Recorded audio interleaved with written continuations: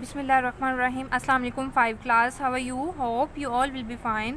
Now student, take out your social study reading book. Lesson number 12 and lesson name UNO. First of all, we will read about the background of this chapter. World War 1914 to 1918.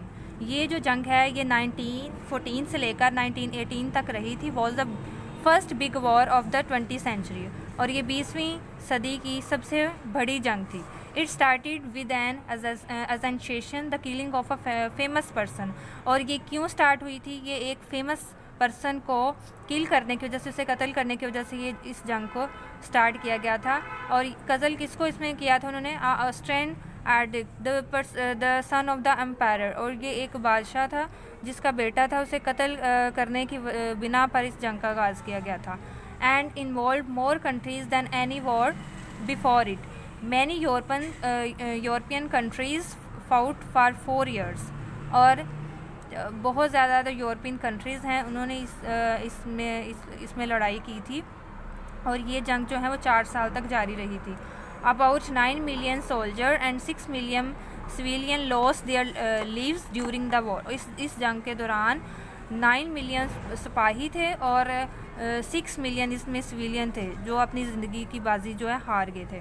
When WW1 was over, और जब ये जंग जो थी वो ख़त्म हुई थी, प्रेसिडेंट ऑफ यूनाइटेड स्टेट का जो प्रेसिडेंट था इंसिस्टेड, उसने इसरार किया to form an organisation with the name of the league of nation. और उसने लीग ऑफ नेशन के नाम से एक ऑर्गेनाइजेशन कायम की to prevent future disputes, protect world peace and ensure security, जिसमें वो दुनिया में अमन लाना चाहता था और सिक्योरिटी लाना चाहता था. The league of nations did not prove to be much successful in maintaining peace in the world.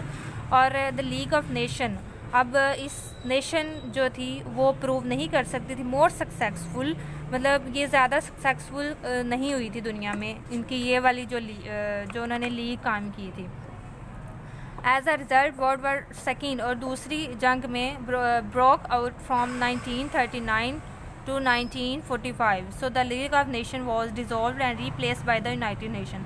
जब उन्होंने जब ये वाला अपना द लीग ऑफ नेशन के नाम से जो उन्होंने एक वो बनाया था, लीग उन्होंने बनाई हुई थी, वो जब उनकी कामयाब नहीं हुई थी तो फिर उन्होंने एक यूनाइटेड नेशन के नाम से, मतलब कि UNO के नाम से उन्होंने एक स्टेट कायम की थी. उसका नाम था meaning of united nation organisation.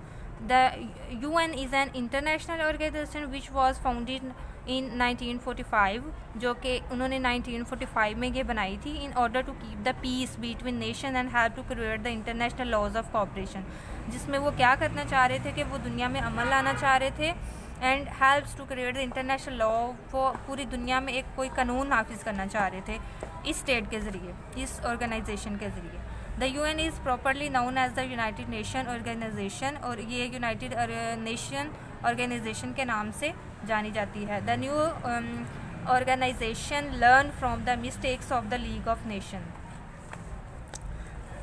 और ये जो थी उन्होंने लीग ऑफ नेशन में उन्होंने जो मिस्टेक उन्होंने पॉइंट आउट की थी उस नाम से उन्होंने इसको बनाया था ताकि इसमें मज़ीद इम्प्रूवमेंट की जा सके. The United Nation began with 51 state member, और इसमें स्टेट के 51 लोग शामिल होते हैं. And the member has consider by इनकीज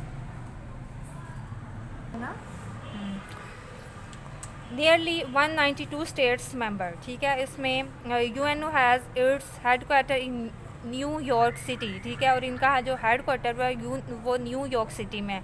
and this organization is financed by voluntary contribution from its member states. अब इस UNO का जो मेन पर्पज़ क्या है, उनके ऑब्जेक्टिव क्या हैं? मेंटेनिंग इंटरनेशनल पीस, मतलब वो पूरी दुनिया में वो अमन लाना चाह रहे थे, and security. Defending human rights, वो ह्यूमन राइट्स देना चाह रहे थे. Promoting social and economic development, वो लोगों में सोशल, समाजी और इकोनॉमिक माशी जो डेवलपमेंट वो कायम करना चाह रहे थे. प्रोटेक्टिंग द इन्वायरमेंट, वो एक इन्वायरमेंट पैदा करना चाह रहे थे. Providing humanitarian help in cases of famine, natural disaster and armed conflicts. UNO primary objective is peace keeping. इनका जो मेन पर्पज़ क्या था कि वो अपने कंट्री में या ओवरऑल एक पीस लेना चाह रहे थे, अमन लाना चाह रहे थे। अमन के लिए, पीस लाने के लिए ही उन्होंने ये यूएनओ की स्टेट जो है इसको कायम किया था। Whenever there is some problem it tries to solve. जब कहीं कोई प्रॉब्लम होती थी तो इस स्टेट के ज़रिए इसको सॉल्व किया जाता है through the cooperation of its members. मतलब इसमें जो 51 मेंबर शामिल थे उनके ज़रिए इसको, इनके प्रॉब्लम को सॉल्व किया जाता था। The problem under goes through a system. अब जो प्रॉब्लम को किस तरह ख़त्म किया जाता है, एक सिस्टम के थ्रू ख़त्म किया जाता है। The system is economic and social council, the secret and the international court of justice. These are briefly discuss below. अब नेक्स्ट उन्होंने 1 बाय 1 नीचे जो है इनको डिस्कस किया गया है। नो स्टूडेंट, इसके अब हम कल रीडिंग करेंगे। नो टेक केयर, अल्लाह हाफिज़।